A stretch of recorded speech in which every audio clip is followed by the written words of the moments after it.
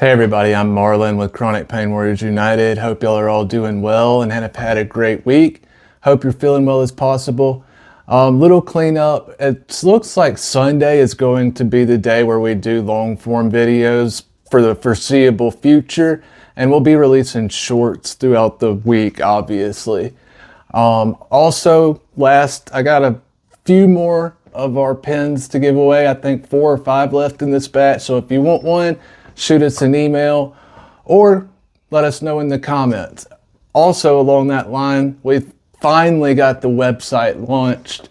We put a link to that in the links on the page, so check that out if you can. All right, we're talking about something that means a lot to me personally today. The mental health problems that come along with chronic pain. We've discussed a little bit in the past.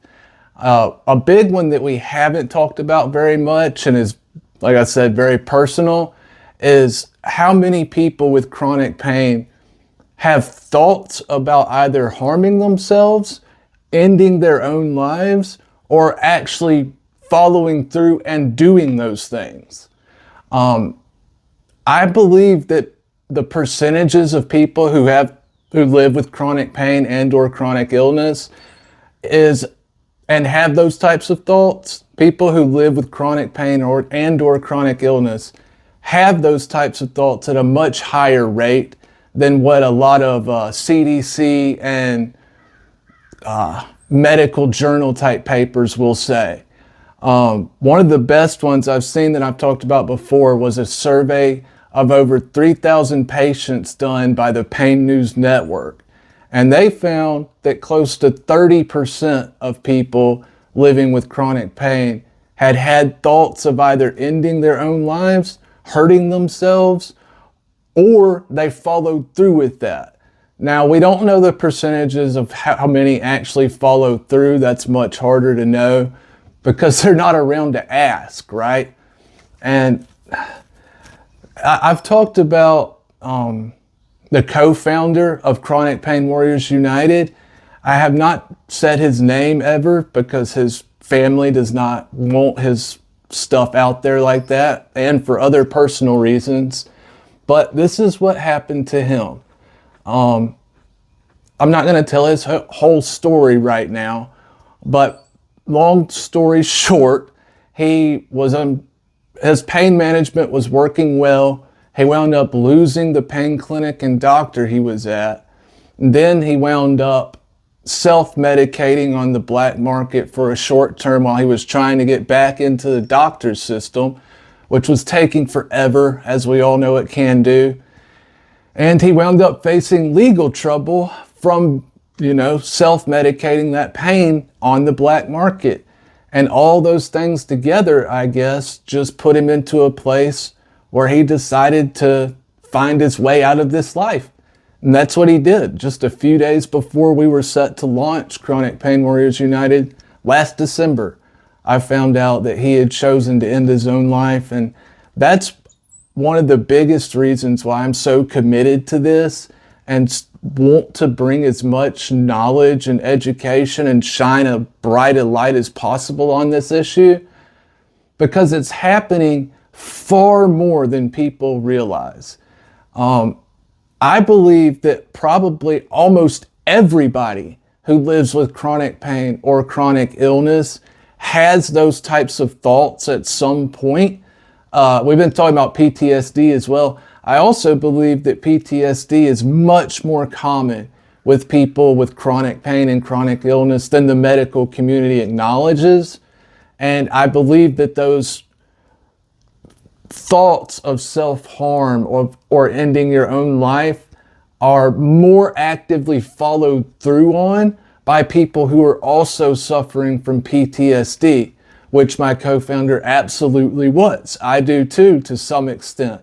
I think a lot of people who go through the pain management system and healthcare system for chronic illness nowadays develop PTSD either because of almost always because of the pain itself, but also because how the medical community and people around them treat them.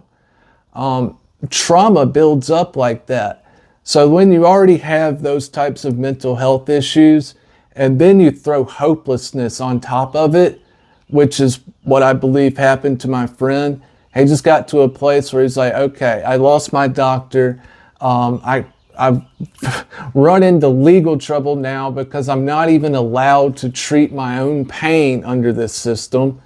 And now I'm facing trouble from that. And sometimes when people like us get in those situations, it can be really hard to find your way out mentally, to find a way out that isn't completely hopeless. And I'm here to tell you, it is not hopeless. There is hope for the future. We absolutely can change this system. This does not need to happen to anybody, period. There is absolutely no reason that people should be having these kind of issues where they lose their pain management, and because of the difficulty of getting back into it, if you can at all, and the ramifications of losing it in the first place, it's not like, I'm just out of my pain management doctor this month, now I got to go find a new one. No, now you're talking about withdrawals. You're talking about pain being elevated through the roof. You're talking about mental health problems flaring like crazy. I mean, it's torture. It is literally torture and has been used as such in the far past. I mean, once a person starts going through that whole thing again, I have no doubt it triggers all kinds of PTSD. And I mean, we all remember how hard it was to get to that point in the first place. But that's what I mean. We have got to change this system so that when people do lose their doctors for whatever reason, there's not just this automatic sense of hopelessness and abandonment and idea of how hard or impossible it's going to be to get back into the system and get your pain effectively managed again. It should not be this mentally devastating to lose a doctor, but it is, because we have no right to manage our own pain how we want to. We are entirely dependent on this small group of doctors telling us whether or not our pain is worth treating or not, whether we're worthy of pain management or not. And that is causing even more mental health issues and even more of these thoughts of why do I even go on than would ever be occurring otherwise. It's making every single issue that people who live with chronic pain and chronic illness deal with worse. The difficulty level of accessing care, the way that care responds to patients and treats them, or just completely ignores them altogether, has ongoing, it's a domino effect. It's going to impact everything in that person's life, including their mental health and sometimes will to live. And this is just absolutely wrong. Doctors and government are taking some of the most personal issues that we can possibly face as a human being, and they're taking away our choice on how to deal with those issues. And it is absolutely wrong. A doctor or a government agent does not have the power, should not, and morally and every other way, legally, constitutionally, etc., from a human freedom standpoint, no matter how you look at it, a doctor, a bureaucrat, a cop, federal agent, elected official, doesn't matter who they are. They should not have this kind of power over other human beings. Period. End of story. And at the end of the day, that's what's causing a lot of this angst and a lot of these mental health problems to be even worse than they normally would be. It is hard enough living with chronic pain and chronic illness and dealing with the mental and physical challenges of those things when your pain or illness is well managed. When it is well managed, it is already a hard thing. Throw in all the difficulties associated with keeping your pain or illness managed well nowadays, if at all. the vast majority of people in that 3,000 person survey, something like 69%, said they considered their pain undertreated. And those are the ones that are actually being treated, so quote unquote. There are millions more who are having their pain completely ignored. Young Americans, for instance. I spent 10 years trying to get into the medical system, and almost that whole time, I self-medicated and used the black market at great peril to myself, and it almost killed me. And I have no doubt that it is killing many pain patients who are just trying to medicate their pain, because the healthcare system has abandoned them completely.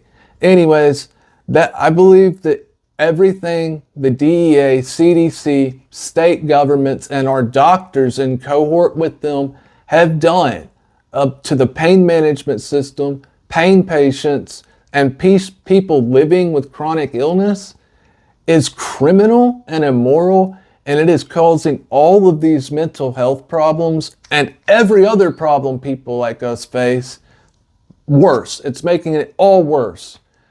And that doesn't even get into the problems they've caused with the fentanyl crisis and the morality of trying to keep enforcing prohibition when it's so obviously failed. Anyways, so that's it. A lot of these mental health issues are being escalated because of how the system works now and how people are being treated by it. No doubt. Like I say at the end of every video, please leave your comments below. Hit that like button as well. It seems to be one of the only ways to get the algorithm to disperse the video. So please hit that like and subscribe button. Leave your stories in the comments. We want to hear from you. Your stories, just like you, are unique and special, and they are going to be a boon in the fight for pain management and healthcare reform, showing other people that are not dealing with these issues what is happening to their compatriots, family members, etc., that they don't even know about, is critical to pushing the movement for reform. Many Americans would be appalled if they knew what was really happening. And more, this is impacting more and more people every day, where it's just about drawing in the numbers, ladies and gentlemen, and uniting our voice together instead of, all of us speaking out here in the wilderness alone. It makes it easy for them to ignore us, and that's what they've done. But as we grow and as our voices grow, it will be harder and harder to ignore us. So leave your stories in the comments below. I'm Marlon with Chronic Pain Warriors United. I really appreciate all your support. Y'all be well and be blessed. We'll see y'all next Sunday. Cheers.